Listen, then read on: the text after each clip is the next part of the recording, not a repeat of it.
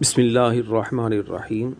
معزز طلبہ کرام، بعض اوقات ایک کلمہ دوسرے کلمے سے اور کلمات کا ایک مجموعہ دوسرے مجموعے سے خاص تعلق رکھتا ہے، لہذا ترکیب کرنے والے کو چاہیے کہ جب عبارت میں کسی کلمے یا کلمات کے مجموعے کو وہ پہچان لے تو اس کے فوراً بعد اس کے مخصوص متعلق کو تلاش کرے۔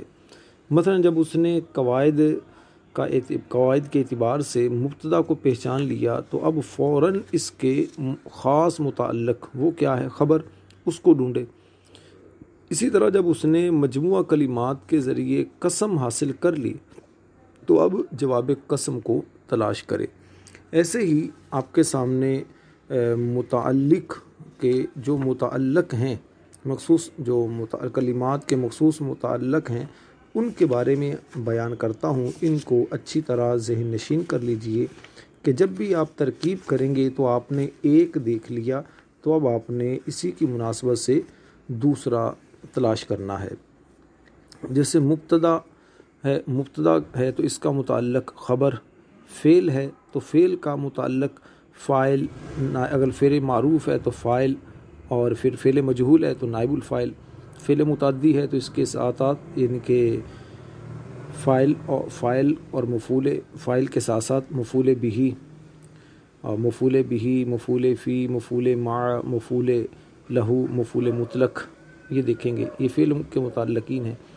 ذوالحال ہے تو حال، مستثنی من ہے تو اس کے ساتھ اس کا متعلق ہے مستثنی، موصوف کا متعلق صفت، معطوف علیہ کا متعلق معطوف، جار کا متعلق مجرور، قسم کا جواب قسم، اسم موصول کا صلہ، ممیز کا تمییز، شرط کا جزا، مفسر کا مفسر، مبدل من کا بدل، مؤکد کا تاکید، مبین کا عطف بیان، مضاف کا مضاف الیہ، ندا کا منادا یا مقصود بنیدہ، قول کا مقولہ۔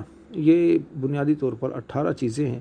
اگر آپ اس کو ذہن نشین کر لیتے ہیں تو انشاءاللہ اس کی برکت سے آپ کے لیے متعلقین کو پہچاننا بہت آسان ہو جائے گا۔ دراصل ہوتا یہی ہے کہ ایک چیز بنا لی جاتی ہے، اس کے بعد دوسری بنانی ہے، کیسے بنانی ہے یہ معلوم نہیں طلبہ کو ہوتا، جس کی وجہ سے وہ پریشان ہوتے ہیں۔ اچھا، پھر ایک چیز یہ بھی ذہن میں رکھیں، جیسے آپ مبتدا بناتے ہیں تو پھر آپ کو یہ پتہ ہونا چاہیے کہ مبتدا کون سے اسماء بن سکتے ہیں، یعنی معرفہ ہونا چاہیے مبتدا کے لیے یا نکرہ مخصوصہ ہونا چاہیے۔ تو اس طرح آپ دیکھتے ہیں، اور دو صورتیں ایسی ہیں کہ جس میں نکرہ بھی مبتدا بن سکتا ہے کہ جب وہ عموم پر دلالت کرے۔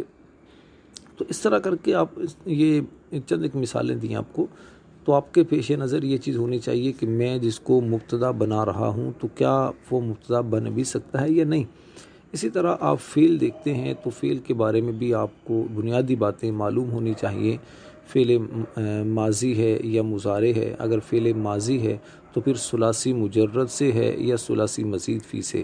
اگر ثلاثی مجرد سے ہے تو آپ کے سامنے 3 اس کے وزن ہونے چاہیے کہ کیا ان میں سے کوئی ہے، فاعلہ، فاعلہ، فاعولہ وغیرہ میں سے کسی وزن پر، اور اگر مضارع ہے تو پھر اس کے 3 وزن، یفعل، یفعل، یفعلو اس وزن پر، اور اگر فعل ماضی مجہول ہے تو فعلہ کے وزن پر، اور مضارع مجہول ہے تو یفعلو کے وزن پر یہ ہوں گے۔ اور اگر ثلاثی مزید فی ہے تو ثلاثی مزید فی کے جو 12 ابواب ہیں، باب افعال، تفعیل، مفاعلہ، تفاعل، تفاعل، افتعال، انفعال، استفعال وغیرہ، یہ جو اس کے ابواب ہیں اس پر وزن آنا چاہیے جن کے ثلاثی مزید فی ہے، اور اسی طرح اگر اس کا جو مجہول ہے وہ آپ کے سامنے ہونا چاہیے۔ یہ بنیادی چیزیں آپ کو فعل کے بارے میں معلوم ہونی چاہیے۔ اس طرح ذوالحال ہے، ذوالحال آپ بناتے ہیں تو آپ کو یہ بھی پتہ ہونا چاہیے کہ ذوالحال کون کون سی چیزیں ہو سکتی ہیں۔ ذوالحال کے بعد پھر حال جب آپ بناتے ہیں تو حال کے بارے میں بھی آپ کو علم ہونا چاہیے کہ حال کس کا ہوتا ہے۔